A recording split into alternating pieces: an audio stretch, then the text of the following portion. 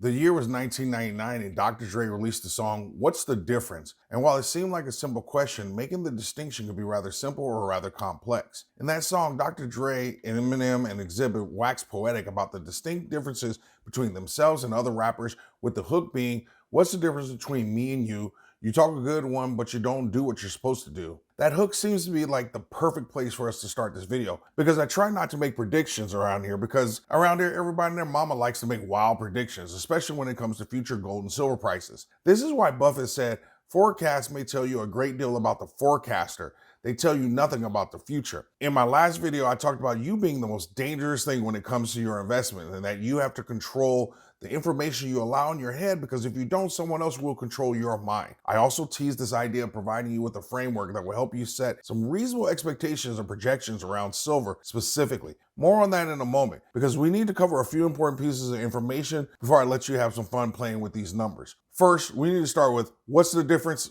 See how I did that? Oh, never mind. Between a prediction and a projection. Most of what you hear on this platform are people predicting prices based on a variety of what I see as nonsensical variables and very little data. While it may seem like a prediction and projection are distinctions without a difference, that definitely isn't the case when it comes to investing.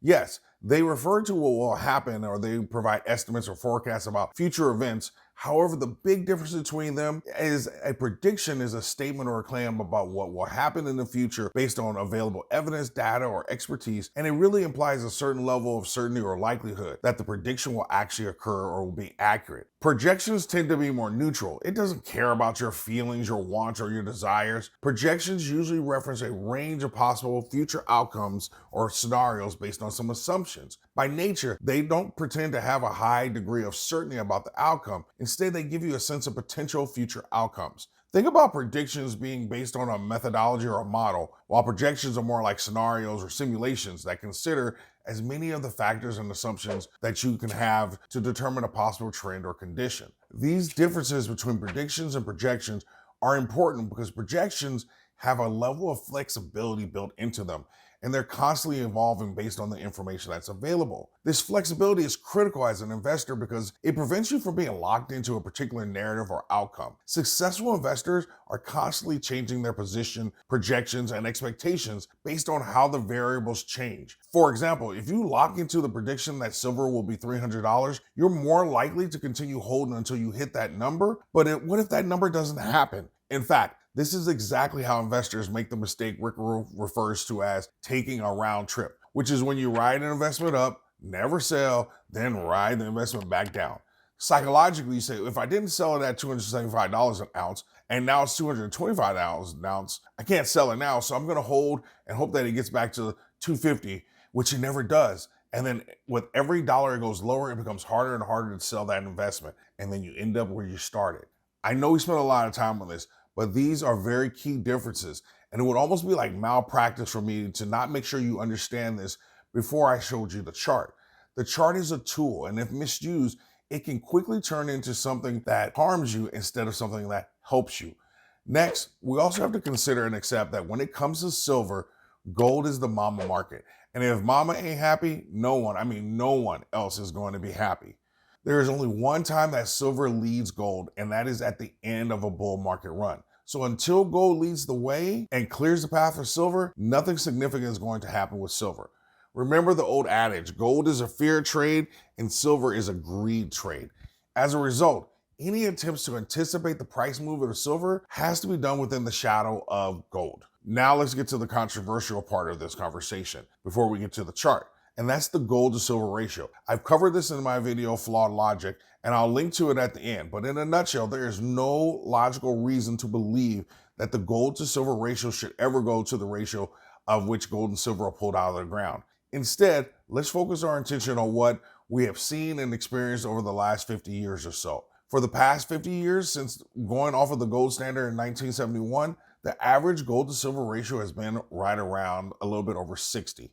Now, with any average, we know the values can swing higher or lower at any given time, but at least that gives us a starting point. After all, we are talking about a projection, which means right now we just simply need to get close and continue to refine our expectation and number over time as conditions change. Okay, that felt like a lot of work just for us to get to this point where I can share the handiest chart that I've ever found when it comes to determining future silver price. And it's essentially built off of gold prices and uses the GSR to help it determine silver prices. By the way, I will link to this chart in the description. I am absolutely in love with this chart because it really does reduce the noise from some of the crazy numbers you hear out there that are completely divorced from the gold price. Remember, we have to separate the signal from the noise. Okay, this chart is a lot to take in, so let's start with the upper left corner, which contains the key. Here you will see various gold to silver ratios and the different colors representing a range from 16 to 1 all the way up to 80 to 1. You also see the gold and silver prices between 2000 and 2018, the GSR line, and then the black line, which represents future gold prices. In this next slide, I've zoomed in on the projection portion of the chart where the black line projects future gold prices, with the first dot representing $2,000 gold. And on the right, and in gray, you have silver prices going all the way up to around $1,000. As you work your way down the arced lines, the color changes to represent the GSR, increasing from 16 to 1 to 20 to 1, and then increasing by 10 all the way to 80 to 1. Now, this is where the fun begins. First, let's think about some of the $1,000 silver price predictions you've seen here on YouTube. Using that formula, gold would have to be $16,000 with a 16 to 1 ratio in order for that to happen. My hope is that you find that as ridiculous as I do. Even $750 silver means $12,000 gold. I promise you, on everything we all love, none of us want to see $12,000 ounce gold in our lifetimes. That world reality is depressing. Okay, let's move away from the absurd to something a little more reasonable. If 60 is the average GSR since leaving the gold standard, then we could reasonably anticipate that we would reach an extreme of, let's say, 40 to 1, which is that goldish line here, or the fourth line down starting at the red 16 to 1 ratio line. Using that number, we see silver would need to double in price to reach that range. What I also like is that even at the average of 60 to 1, that means $2,000 gold should mean $45 silver, 45-ish dollars silver. I really appreciate how this chart allows me to use gold's current price to help me see how potentially underpriced or overpriced silver is compared to the GSR. Zooming back out for a moment, I want to acknowledge that this seems to create an issue of us needing to guess or project the gold price, and I would say yes and no to that. The biggest challenge is that silver is typically a laggard when it comes to price movement and is historically undervalued. So I still find this chart handy. In fact, I think that's the point in some ways. You see, it's easier to throw any number out there as a prediction as long as you don't give a date. You're good because no one can say you're wrong. And with that, it allows people to continue with their absurd price predictions. Instead, if you just practice at looking at one level higher than the current gold price, it will help keep you grounded and focused on the current market condition. After all, before gold goes to the $10,000 an ounce, it has to go through $4,000. Now, before you get overly excited with playing with the numbers based on this chart, I feel a few caveats or reminders are needed. First, this chart doesn't tell you where prices are going or how they will get there.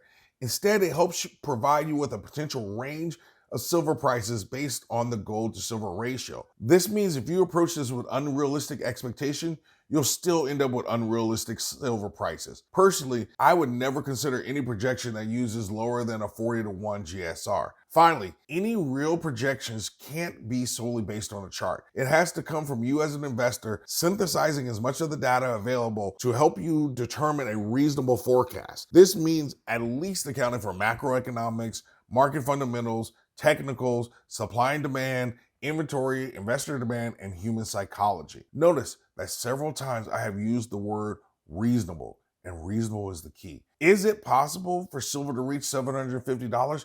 The answer is yes, but the conditions would have to be $12,000 gold and the gold to silver ratio going down to 16 to 1. Now ask yourself, is that reasonable? This is why in the last video I told you my expectation is silver will go between $60 to $100. I reasonably expect gold to reach $3,000, and I actually don't really expect a huge shift in the gold to silver ratio, so 40 to 1, maybe 35 to 1 is reasonable. Finally, both predictions and projections involve looking into the future. Predictions tend to suggest a higher degree of certainty, while projections are often more open-ended and present a range of possible outcomes based on certain assumptions, and conditions. I want you to learn to develop projections because the open-ended nature of projections will keep you on your toes and responsive to the ever-changing investment environment. In the comments section, let's keep it rather simple today. Did you find this chart helpful? After seeing this chart, what do you think is a reasonable projection for silver? Or simply put an A+ in the comments so that everyone knows that you always stack smarter and never stop learning.